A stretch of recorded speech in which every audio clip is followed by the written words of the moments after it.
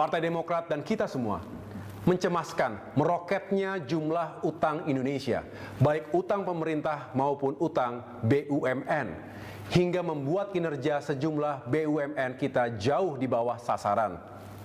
Kita harus menghentikan utang pemerintah dan utang BUMN yang terlalu besar. Banyak negara yang perekonomiannya jatuh dan mengalami krisis hebat karena jebakan utang.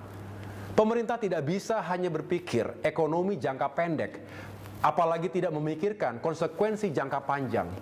Kita harus belajar, banyak negara gagal akibat utang yang ugal-ugalan. Akibat utang meroket, ruang fiskal sempit. Per Maret 2023, utang kita mencapai lebih dari 7.800-an triliun rupiah. Porsi APBN untuk membayar cicilan dan bunga semakin besar. Jika rata-rata bunga utang mencapai 400-an triliun rupiah per tahunnya, maka itu setara dengan realisasi anggaran pendidikan pada APBN 2022 yang lalu. Itu baru bunga, belum cicilan pokoknya. Bayangkan, bisa jadi apa bunga utang 400 triliun rupiah itu? Jika biaya kuliah mahasiswa hingga lulus tingkat sarjana, baik pendidikan dan biaya hidup per orang mencapai 200 juta rupiah, maka kita bisa menguliahkan 2 juta orang pelajar ke kampus-kampus terbaik di Indonesia. Atau jika kita berikan bantuan modal, dana bergulir sebesar 50 juta rupiah untuk pengembangan 1 unit UMKM, maka akan ada 8 juta unit UMKM yang diberdayakan.